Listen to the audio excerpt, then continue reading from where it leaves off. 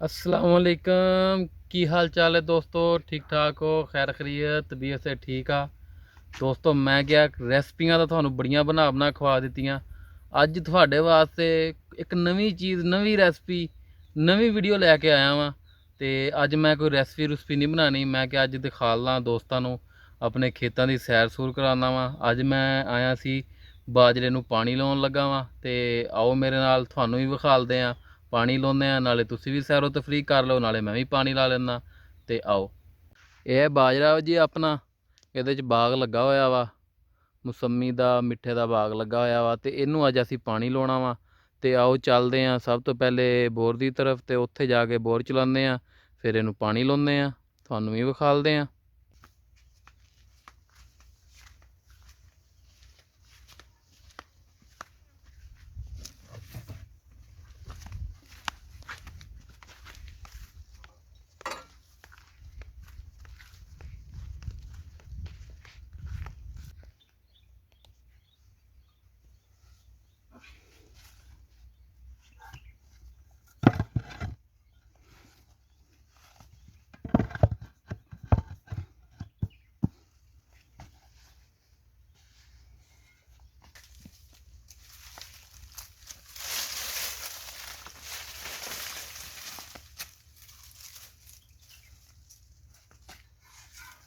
बिस्मिल्लाह।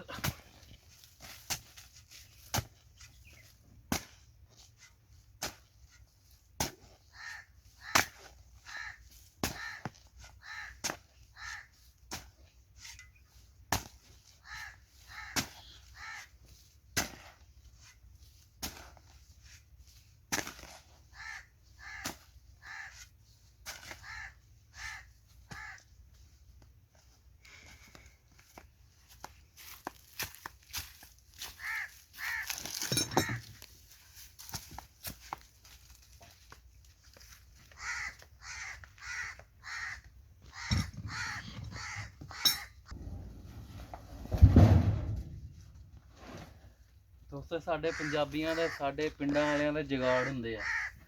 ਤੇ ਇਹ ਜੁਗਾੜ ਇਦਾਂ ਦੇ ਹੀ ਹੁੰਦੇ ਆ। ਇਹਨੂੰ ਵੇਖ ਕੇ ਹੱਸਿਓ ਨਾ। ਡੀਜ਼ਲ ਪਾ ਲੈਂਦੇ ਆ ਹੁਣ, ਫਿਰ ਚਲਾਵਾਂਗੇ ਪੀਟਰ।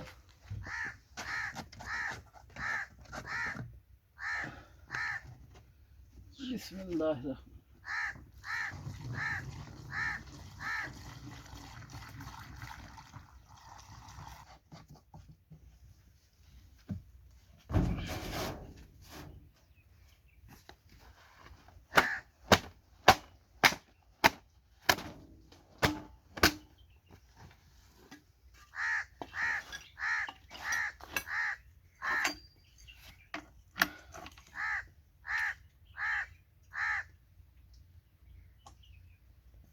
बिस्मिल्लाहिर्रहमानिर्रहीम।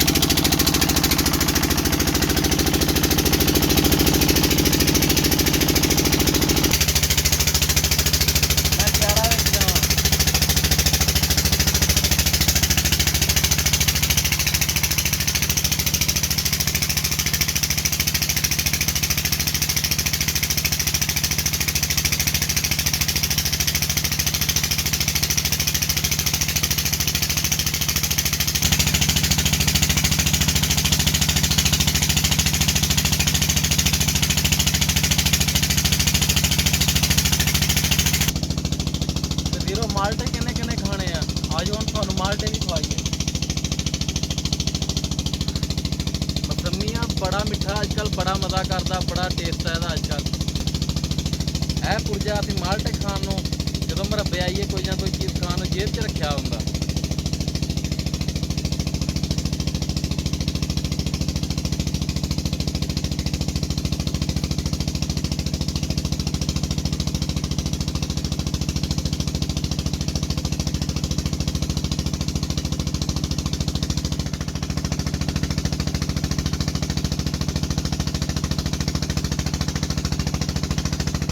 स्वाद आ गया मरब्बे आ के माल्टे खाण दा अपना ही स्वाद, अपना ही मज़ा।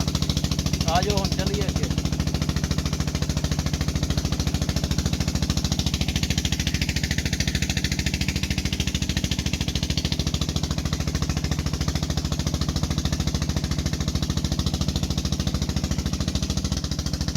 यारा हले पूरा नहीं भरिया, थोड़ा रहिंदा।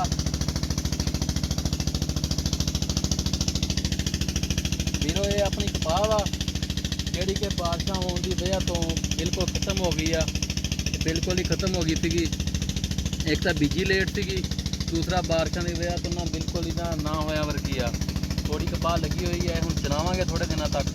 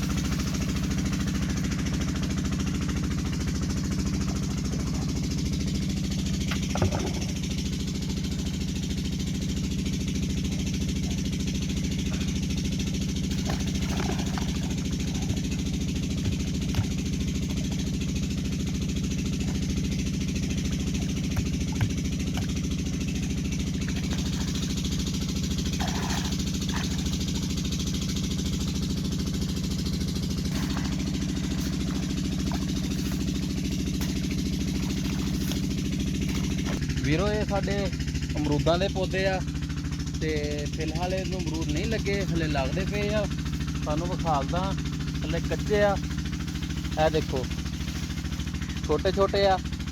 ਤੇ ਜਿਸ ਕਿਸੇ ਵੀਰ ਨੇ, ਕਿਸੇ ਭਰਾ ਨੇ ਖਾਣੇ ਹੋਣ ਆ ਜਾਵੇ ਸਾਡੇ ਕੋਲ ਅਮਰੂਦ ਖਾਣ, ਮਾਲਟੇ ਖਾਣ। ਮਾਲਟੇ ਦਾ ਮੌਸਮ, ਮਾਲਟੇ ਦਾ ਸੀਜ਼ਨ ਜਾ ਰਿਹਾ। ਵੈਸੇ ਸਾਡਾ ਇਲਾਕਾ ਜਿਹੜਾ ਮਾਲਟੇ ਦਾ ਸ਼ਹਿਜ਼ਾਦਾ ਇਲਾਕਾ, ਇੱਥੇ ਮਾਲਟਾ ਬਹੁਤ ਜ਼ਿਆਦਾ ਵਾਫਰ ਮਕਦਾਰ 'ਚ ਹੁੰਦਾ। खास तौर पर मौसमी ते किन्नू, ये सारी लैन तौर तक अमरूदां दी आ। बड़ा मिठा ते बड़ा टेस्टी अमरूद लगता है।